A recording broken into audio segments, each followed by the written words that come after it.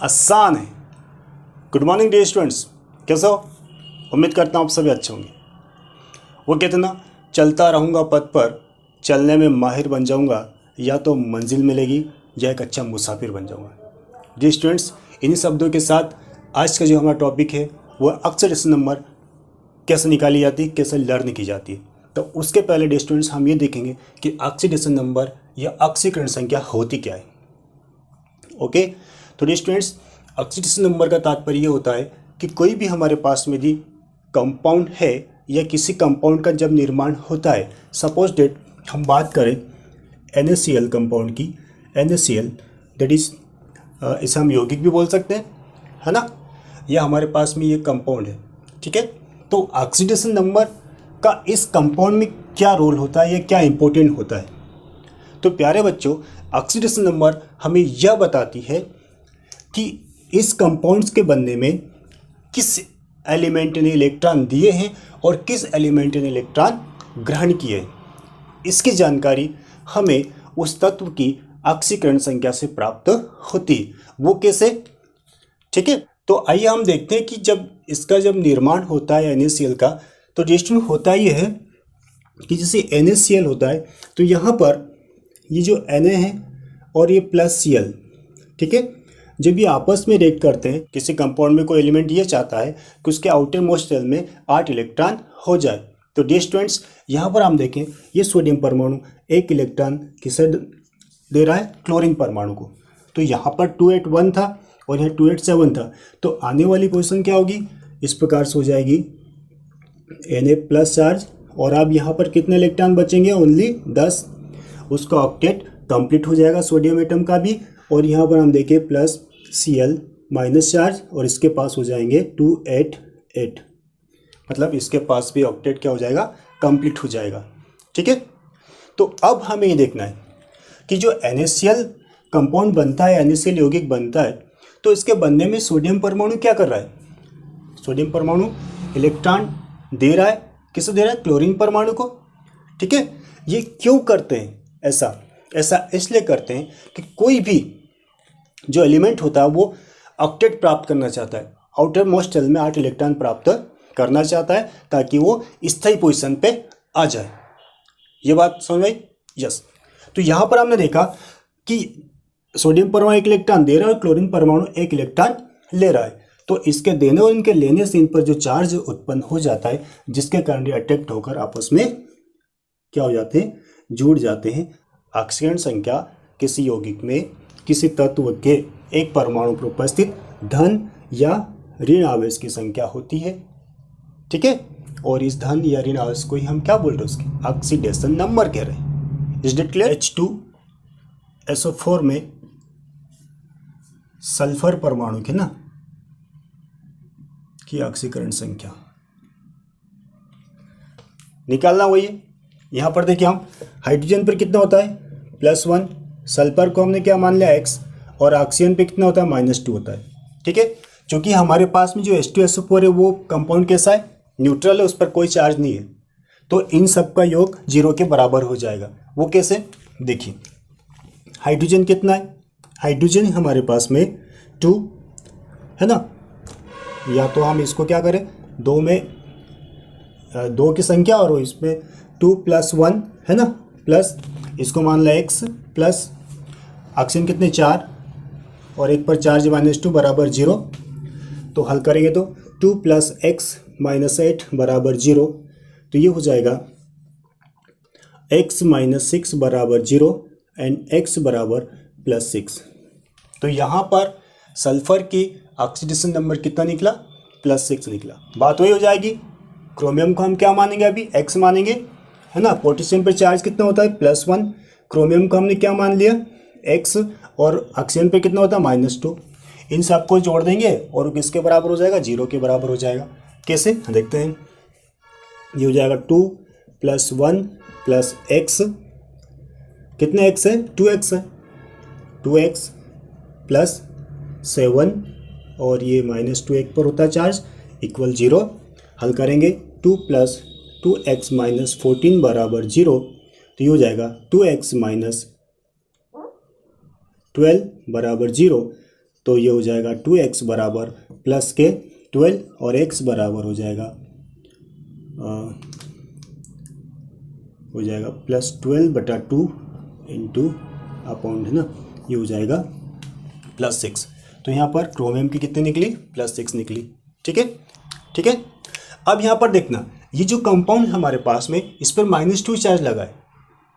तो अभी तक हम बराबर के उस तरफ लिख रहे थे 0, लेकिन अब हम क्या करेंगे कि इन समस्त एटम के ऑक्सीडेशन नंबर को जोड़कर किसके बराबर लिखेंगे? -2 के बराबर। अब 0 नहीं आएगा। देखिए हल करते हैं, तो हम इसको तो क्या मान लेते हैं? x, और ऑक्सीजन पर 1 पर कितना होता है? -2। देखिए हल करें तो क्या होगा? क्रोमियम कितने? 2 है, तो ये हो जाएगा 2x प्लस ऑक्सीजन कितने? 7 इंटू 2 बराबर। अब बराबर के आगे हम 0 नहीं लिखेंगे, क्योंकि ये हमारा जो यौगिक है उस पर चार्ज कितना लगा है? पूरे पर -2। तो जहाँ पर हम 0 लिख रहे थे वहाँ पर आप क्या लिख देंगे? हम -2 लिख देंगे, -2। अब हल करो तो हो जाएगा 2x - 14 इक्वल -2 एंड 2x बराबर -2 प्लस 14, और उसके बाद आगे जाएंगे हम तो 2x बराबर +12 और x बराबर, है ना, +12/2 बराबर प्लस के 6। तो यहाँ पर भी क्रोमियम की ऑक्सीजन संख्या कितनी निकली? +6 निकली। ठीक है, ठीक है। तो इसको हम क्या मानेंगे? नाइट्रोजन को x मानेंगे, और हाइड्रोजन परमाणु पर कितना होता है? +1 चार्ज। ठीक। अब ये जो हमारे पास में कंपाउंड, ये धन आवेशित है, इस पर कौन सा चार्ज है? प्लस है, एक प्लस है, मतलब एक धन आवेश होगा। ठीक है, तो हल करें तो क्या होगा? फार्मूला हमने यूज़ करा है, सिंपल है। आप जहाँ तक मैं समझता हूँ फार्मूला बेस पर आपको ये ऑक्सीडेशन नंबर निकालना आ चुका होगा। ठीक, तो हम क्या करें? इसके कितनी होती है? +1 होती है। ओके, नाइट्रोजन को हमने क्या माना? x माना। ऑक्सीजन पे कितनी होती? -2 होती। इन समस्तों को हम जोड़ देंगे और किसके बराबर मान लेंगे? 0 के। क्यों? क्योंकि इस पर कोई चार्ज नहीं है, ये न्यूट्रल कंपाउंड है ना। तो ये क्या होगा? 1 + x + 3 - 2, है ना, इंटू -2 इक्वल 0। तो हल करेंगे तो क्या होगा? 1 + x - 6 बराबर 0। तो ये हो जाएगा x बराबर, इसमें से घटाए माइनस के 5 उधर गए तो ये +5। ओके, तो किस में देखिए NO2 में देखें हम नाइट्रोजन की ऑक्सीडेशन नंबर, इसको हम x माने यदि, और इस पर चार्ज कितना होता है? -2, है ना। इसमें निकालेंगे तो क्या होगा? x + 2 इंटू -2 बराबर 0। तो हो जाएगा x - 4 बराबर 0। तो हो जाएगा x बराबर +4। तो यहाँ +4 भी दिखा रहा है। ठीक है, और यदि हम इसी प्रकार से देखें, N2O की बात करें, यहाँ पर देखेंगे तो हमारे पास +1 आएगी, आप निकाल लोगे। ठीक, तो हमें यहाँ क्या पता चल रहा है? हमें यहाँ ये पता चल रहा है कि नाइट्रोजन जो होता है -3 से +5 तक ऑक्सीडेशन नंबर प्रदर्शित कर सकता है। तो क्या होगा? फास्फोरस को हम मान लेंगे x, और हाइड्रोजन पर मालूम +1 होता है। इनको जोड़ के किसके बराबर कर देंगे? +1 के। तो क्या होगा? ये हो जाएगा x + 4 इंटू +1 बराबर 1, है ना, या फिर हो जाएगा x + 4 बराबर 1। तो x बराबर 1 - 4, तो x बराबर हो जाएगा -3, है ना। पहले वाले केस की बात करें तो यहाँ हमारे पास में H3PO2 में, ठीक है, तो फास्फोरस में यहाँ पर इस पर कितना होता है? +1 चार्ज। इस पर किसको हमने क्या माना? x। O पर कितना होता है? -2 चार्ज। तो देखिए इसको हल करेंगे तो क्या होगा? ये तो 3 हो जाएगा, 3 into +1 plus x plus 2 minus into 2 into -2 equal 0। तो क्या होगा? 3 + x - 4 बराबर 0। तो जाएगा x बराबर +4, उधर जाएगा तो ये -3, तो x बराबर +1। ठीक है, तो इस कंडीशन में यहाँ पर, है ना, प्लस का ये हो तो ठीक है, यहाँ पर कंडीशन क्या हो जाएगी इसकी? इस केस में +1 ऑक्सीजन संख्या होगी इसकी, फास्फोरस की। इस केस की बात करें इस केस में बात करेंगे तो क्या हो जाएगा, ये तो हमें जानते हैं +1 होता है, इस पर x हो गया, ये इसकी -2 होती है 1 की, इन सबको जोड़ दें और बराबर के क्या कर दें हम 0 कर दें, तो ये हो जाएगा 3 + 1 + x + 3 × -2 बराबर 0, ये हो जाएगा 3 + x एंड -6 बराबर 0, ये हो जाएगा x बराबर, इसमें 3 घटा दीजिए यानी मान आ जाएगा +3, तो यहाँ पर आ रहा है +3। तो फास्फोरस भी क्या कर रहा है, फास्फोरस भी एक से ज़्यादा ऑक्सीडेशन नंबर प्रदर्शित कर रहा है। यहाँ कितनी निकाली, +3। तो फास्फोरस भी इस केस में देखें PH3 यहाँ निकालेंगे तो क्या निकलेगी, x प्लस इसकी क्या होती है +1, तो इसको हमने x मान लिया, x + 3 बराबर 0, तो x बराबर कितना -3। तो फास्फोरस भी नाइट्रोजन के समान -3 से +5 तक ऑक्सीडेशन संख्या दर्शा सकता है। बात समझ आ गई। अगर यहाँ तक बात बन जाती तो बात कुछ और होती, लेकिन डियर स्टूडेंट्स सभी कंपाउंड्स की क्या फार्मूले से ही ऑक्सीडेशन एक्यूरेट निकलती है, तो इसका जवाब आएगा नहीं। क्यों, क्योंकि कुछ केस ऐसे होते हैं कि हमें उनकी स्ट्रक्चर बनाकर उसकी ऑक्सीडेशन नंबर निकालनी होती है। आइए देखते हैं कैसे। तो हमारे पास में एक एग्जांपल है H2SO5 में सल्फर की ऑक्सीकरण संख्या ज्ञात करना है। ओके, यदि मैं इसमें फार्मूला लगाता हूं और ऑक्सीडेशन संख्या निकालने की कोशिश करता हूं तो ऑक्सीडेशन नंबर इसकी सही नहीं निकलेगी। कैसा, देखते हैं। हमें मालूम इस पर कितना होता है +2, एक है तो +1 होगा, 2 है तो +2 हो जाए, इसमें हम गुणा करके बता दें, +x + 5 -2 × -2 बराबर 0, हल करूँगा 2 + x - 10 बराबर 0, ये हो जाएगा x - 8 बराबर 0 और 8 बराबर x बराबर +8। तो यहाँ पर सल्फर की ऑक्सीडेशन नंबर निकल के आ रही है +8, जो कि करेक्ट नहीं है।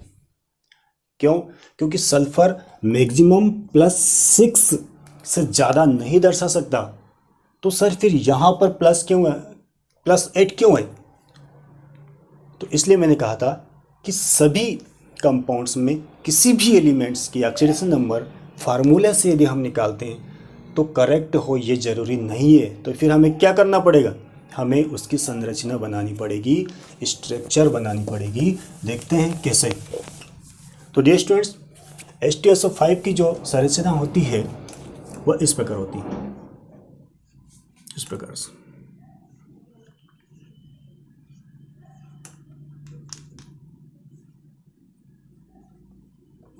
इस प्रकार से, ठीक। अब यहां पर क्या होता है, जैसे जो कोवेलेंट बॉन्ड की बात करेंगे हम, सहसंयोजक बंध की, जो साझे के इलेक्ट्रॉनों से बंध बने होते हैं, ठीक है।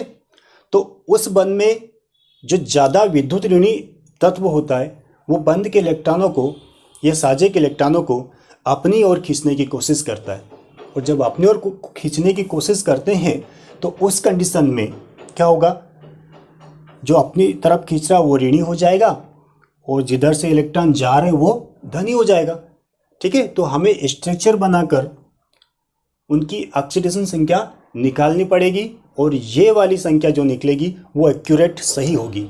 कैसे, देखते हैं। अब देखिए, ठीक है, यहाँ पर हम सल्फर की बात करें और ऑक्सीजन की बात करें तो ऑक्सीजन सल्फर की तुलना में ज़्यादा ऋण विद्युतीय तत्व होता है, इसलिए क्या करेगा, ये इलेक्ट्रॉनों को अपनी ओर खींच रहा है। तो कितने इलेक्ट्रॉनों खींच रहा है यहाँ पर, 2 तो इसके स्वयं के थे और 2 सल्फर के पास के, 2, तो यहाँ पर तो इस पर चार्ज आ जाएगा -2, ठीक है, -2, और इस सल्फर पर कितना आ जाएगा, इस डबल बंध के कारण ये आ जाएगा इस पर +2, ठीक है। अब देखें, ये तो -2 आ गया, ये वाली कंडीशन यहाँ भी है, यहाँ कितना होगा -2 और यहाँ फिर कितना हो जाएगा +2। यहाँ पर देखना, ये सिंगल बंध है, ठीक है, तो ये ऑक्सीजन सिंगल बंध के इलेक्ट्रॉनों को खींचेगा, तो यहाँ पर हो जाएगा -1 और यहाँ पर हो जाएगा +1। इस बंध की बात करें, यहाँ पर सिंगल बंध है, ये ऑक्सीजन खींचेगा -1 और यहाँ पर हो जाएगा +1। ठीक, ये वाली कंडीशन कहते हैं जब ऑक्सीजन परमाणु पेरोक्साइड लिंकेज होता है, मतलब ऑक्सीजन के साथ सिंगल बॉन्ड से जब जुड़ा होता है तो उस कंडीशन में ऑक्सीजन के ऊपर -1 चार्ज होता है। यहाँ पर कंपेरिजन करें तो ये हो गया, क्या हो जाएगा, इधर से हम देखें ये होगा -1 चार्ज, इस पर होगा +1।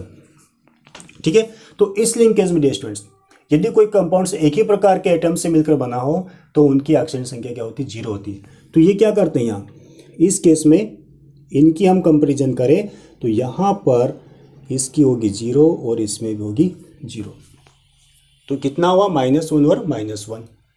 अब हमें किसकी याद करनी, सल्फर की। काउंट कर लीजिए 2 4 5 और एक 6, तो कितनी निकली यहाँ पर सल्फर की +6, जो कि जो +8 निकली थी वो गलत थी। Is that clear? Yes. P double बन O, ओके, एंड यहाँ पर देखिए हम OH, यहाँ पर OH एंड O और ये H। ठीक, इस कंडीशन में है। ठीक है, अब यहाँ पर देखिए ऑक्सीजन फास्फोरस का नाम ज़्यादा इलेक्ट्रोनेगेटिव होता है। ठीक है, तो ये इलेक्ट्रॉनों का अपनी ओर खींचा हुआ, इस पर कितना चार्ज -2, तो फास्फोरस पर आ जाएगा +2।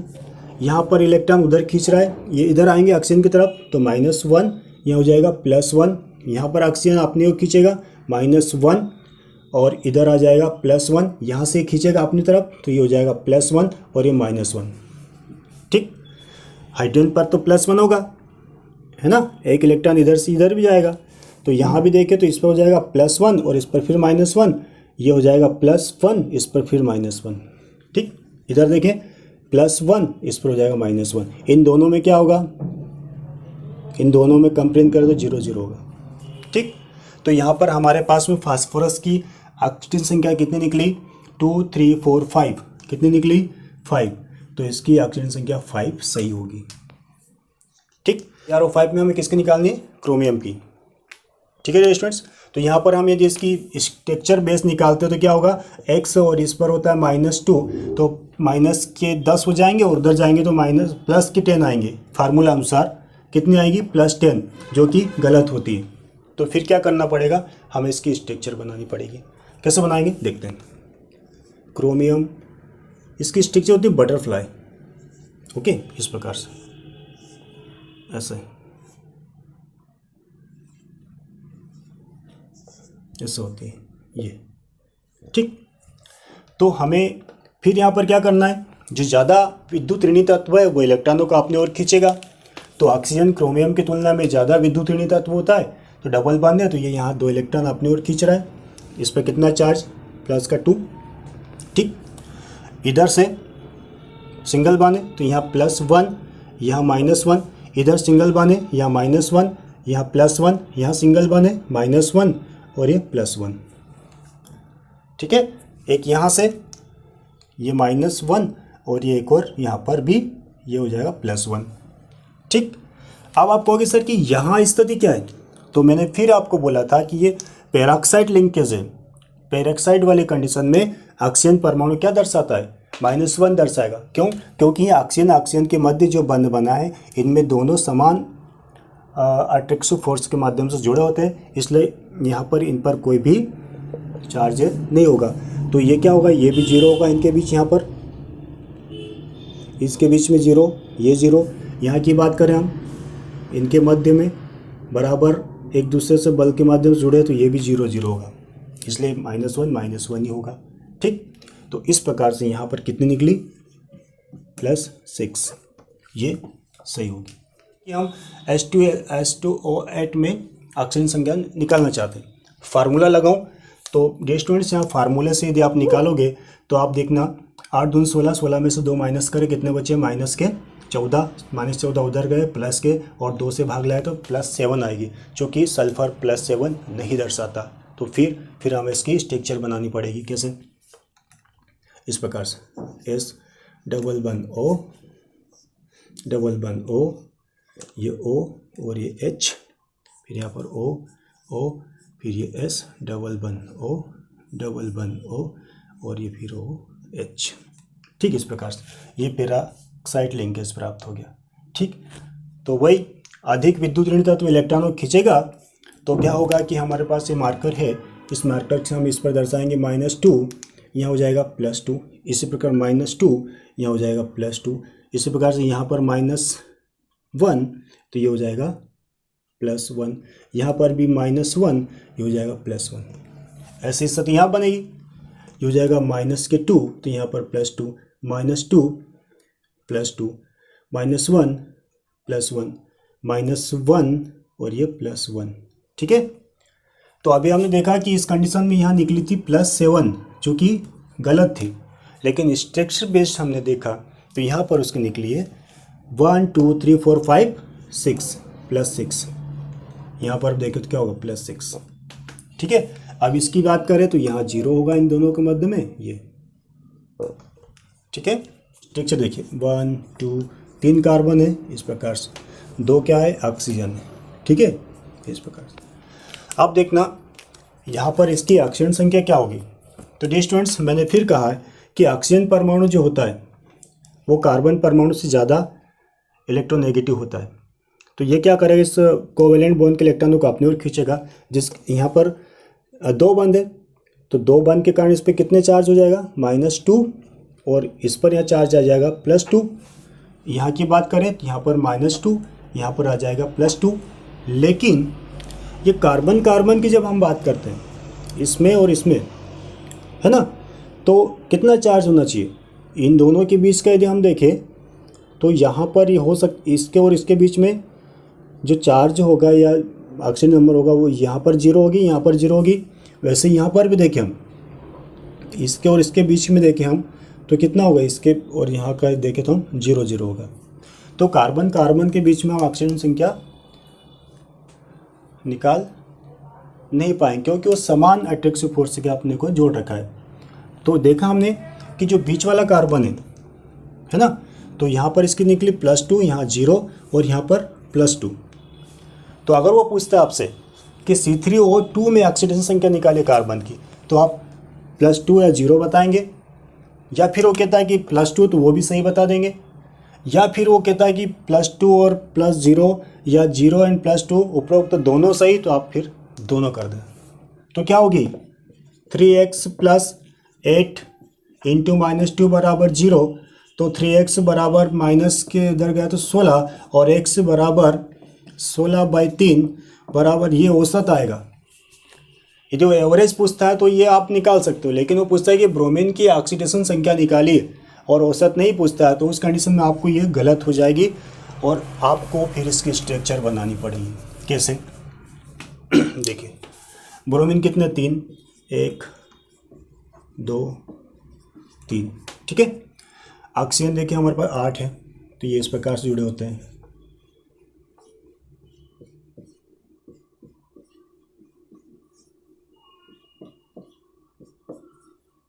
ठीक, इस प्रकार से।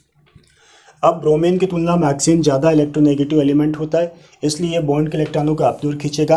तो क्या होगा, यहाँ पर देखें हम, है ना, यहाँ पर इस पर -2 चार्ज, तो इस पर कितना आ जाएगा +2, यहाँ पर -2, यहाँ पर इस पर आ जाएगा +2 और यहाँ पर -2 इस पर आ जाएगा +2। लेकिन ब्रोमीन ब्रोमीन में क्या होगा, इनके मध्य क्या होगा, ऑक्सीजन नंबर 0 होगा। ठीक, इसी प्रकार यहाँ देखें -2 तो इस पर आएगा +2, इस पर -2 +2, यहाँ पर -2 +2 -2 +2 -2 एंड +2। लेकिन यहाँ की हम बात करें ब्रोमीन और ब्रोमीन के बीच की बात करें तो यहाँ इन दोनों में क्या होगा 0 एंड 0। इसी प्रकार इसकी बात करें हम इस ब्रोमीन की, तो यहाँ भी इनके बीच में क्या हो जाएगा, यहाँ ये 0, यहाँ की बात कर रहे हैं हम, इस ब्रोमीन के बीच की बात कर रहे हैं, ये 0। ओके, तो आपने ये देखा कि इस ब्रोमीन की कितनी है 2 + 4 6, इसकी कितनी है +4, इसमें कितनी है +6, तो ऑक्सीजन संख्या क्या निकली 64, न कि एवरेज वाली। ठीक है, तो अगर वो 64 ऑप्शन देता है +6 + 4 तो आपको इस पे राइट लगाना है। ये जेईई नीट आदि एग्जाम में बहुत इस प्रकार के क्वेश्चन पूछे जाते हैं, तो आपको स्ट्रक्चर बनाकर उसे याद करना पड़ेगा। ठीक है, स्ट्रक्चर बेस से बनाए आप। ठीक, हम H2O की बात कर ले, अगर H2O भले पैराक्स है लेकिन इसकी स्ट्रक्चर ऐसे होती है, ये ऐसे होती है। ऑक्सीजन ज़्यादा इलेक्ट्रोनेगेटिव एलिमेंट होता है हाइड्रोजन की तुलना पे, तो +1 और इधर खींचेगा तो -1 और -1 कितने निकली, तो -2। ओके, इस प्रकार से। फिर कह रहा हूँ कि औसत नहीं निकालना हमें, औसत आप निकालो, औसत पूछता हो बात अलग है, लेकिन हमें इसकी स्ट्रक्चर बना के निकालनी है। तो कैसे निकलेगी देखते हैं। एस कितने 1 2 3 4 है ना, and O minus okay, double one O। ठीक, सल्फर की तुलना में ऑक्सीजन ज़्यादा इलेक्ट्रोनेगेटिव एलिमेंट होता है। इसका क्रम आपको याद रखना है, ये वाला फोन मीन्स फ्लोरीन परमाणु मोर इलेक्ट्रोनेगेटिव किसकी तुलना में, ऑक्सीजन से, और ऑक्सीजन से ज़्यादा, ऑक्सीजन से कम उनको नाइट्रोजन। ये 3 एलिमेंट बहुत अधिक इलेक्ट्रोनेगेटिव एलिमेंट होते हैं। इसमें फ्लोरीन सबसे ज़्यादा, उससे कम ऑक्सीजन, उससे कम नाइट्रोजन। ठीक, तो यहाँ पर ऑक्सीजन है ना, यहाँ पर क्या है, ऑक्सीजन है। तो उस कंडीशन में क्या हो जाएगा, देखिए ये बंद के इलेक्ट्रॉनों को अपनी ओर तो ऑटोमेटिक खींच ही रहा है ना। तो यहाँ क्या निकलेगी इसकी 2 -2 +2 -2 यहाँ पर ये -1 है, इस बंद के इलेक्ट्रॉन फिर खींचेगा तो -1 और ये +1। इन दोनों केस में देखें हम यहाँ से यहाँ पर इनमें 0 0 0 0, इसमें देखें -2 +1 +2 -2 और ये -1, एक तो पहले लगा हुआ है। ठीक है, तो इस केस में कितनी निकली इसकी, यहाँ पर देखिए +5, यहाँ तो 0 0 0 0 और यहाँ पर कितनी +5। ठीक है, तो 5 0 5 0। तो ऑक्सीजन संख्या इस केस में कितनी निकलेगी 5 और 0। ठीक, और एवरेज पूछता है तो फिर आप वही निकालोगे जैसे अपन ने सूत्र लाकर निकालते हैं। लेकिन वो पूछता है कि ऑक्सीजन संख्या निकाले सल्फर की, तो ये 5 0 होगी। ठीक है, ओके। इस कंडीशन में क्लोरीन की यहाँ पर क्या होगी बताइए आप, 0 होगी। क्या होगी, 0 होगी। वो कहता है नाइट्रोजन इन N2, तो यहाँ क्या होगी, 0 होगी। वो यूँ कहता है हाइड्रोजन इन H2, तो यहाँ पर क्या होगी, 0 होगी।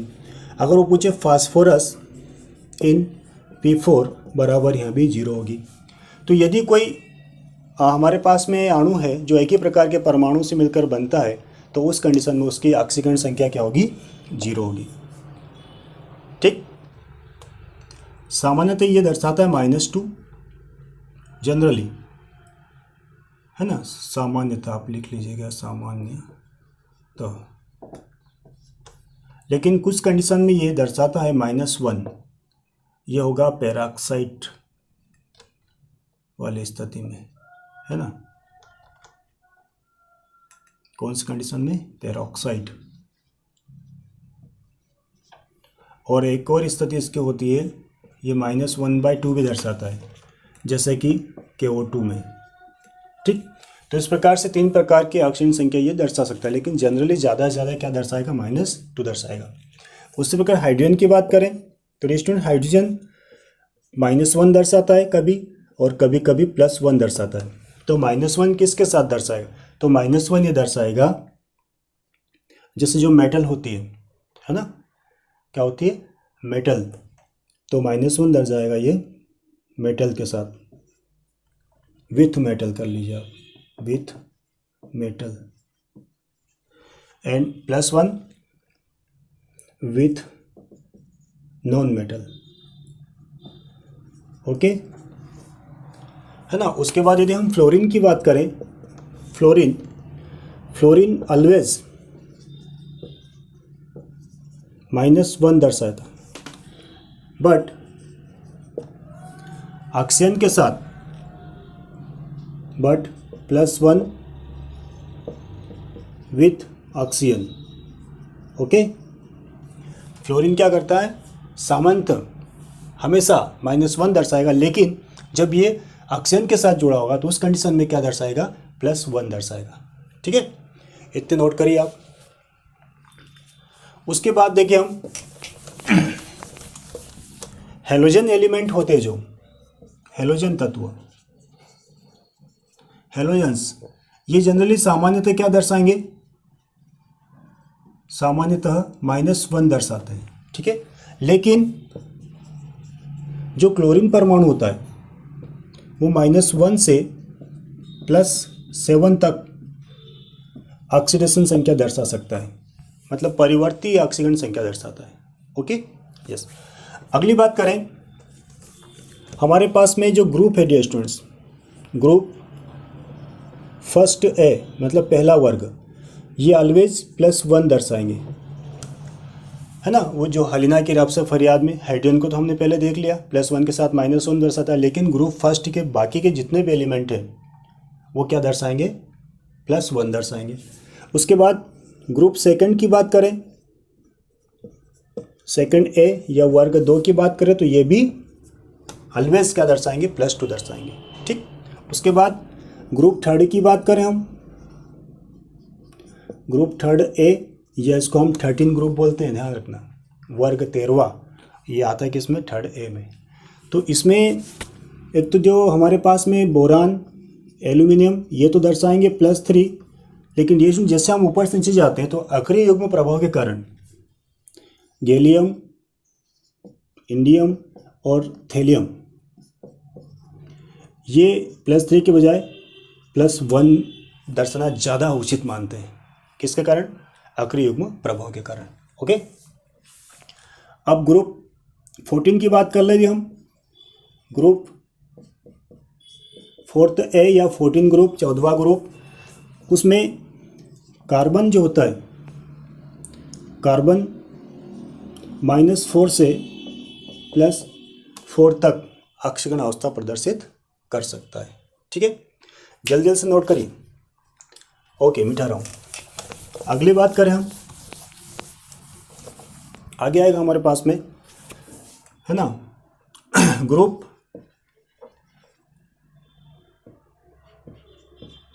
फिफ्थ ए या 15 ग्रुप। इस ग्रुप में डियर स्टूडेंट्स नाइट्रोजन और फास्फोरस ये दर्शाते -3 से +5 तक, ठीक है। +5 से यदि ज़्यादा आती है तो समझ जाना कि वहाँ कहीं ना कहीं लोचा है या पेरोक्साइड वाली कंडीशन होगी। फिर हमें क्या करना पड़ेगा, उसकी स्ट्रक्चर बनानी पड़ेगी, तब जाके हम उसकी सही ऑक्सीजन संख्या निकाल पाएंगे, ठीक। उसके बाद ग्रुप 6A की बात करें, मतलब 16वां समूह, तो उसमें जो होता है हमारे पास में सल्फर। स्टूडेंट्स सल्फर क्या करता है, -2 से +6 तक ऑक्सीजन अवस्था दर्शा सकता है, ठीक है। हेलोजन की बात हो गई हमारे पास, ठीक। और ये स्टूडेंट्स आगे भी आपको याद रखना है, sum of oxidation numbers for a neutral compound. Neutral compound की जो ऑक्सीजन संख्या होगी वो उसमें उपस्थित समस्त तत्वों के परमाणु की ऑक्सीजन संख्या का योग जो होगा वो 0 के बराबर होगा। ओके, उसके बाद आपको याद रखना है sum of oxidation number for a polyatomic ion बराबर होगा ये आयन चार्ज। जो ये बात हमने आपको बोली थी कि जो कोई कंपाउंड पर कोई चार्ज लगा होता है, जो एक से अधिक प्रकार के परमाणु से मिलकर बना होता है और उस पर कोई चार्ज है, तो उसकी ऑक्सीजन संख्या जो होगी उन समस्त एटम्स की ऑक्सीजन संख्या का योग होगा वो उस पर उपस्थित चार्ज के बराबर होगा, ठीक है। तो डियर स्टूडेंट्स, मैं उम्मीद करता हूँ आपको मेरा वीडियो समझ में आएगा। यदि आपको अच्छा लगता है, समझ में आता है, तो आप लाइक, शेयर और सब्सक्राइब कर लीजिएगा, क्योंकि आने वाले वीडियो आपके लिए बहुत यूज़फुल होने वाले हैं। Okay, bye.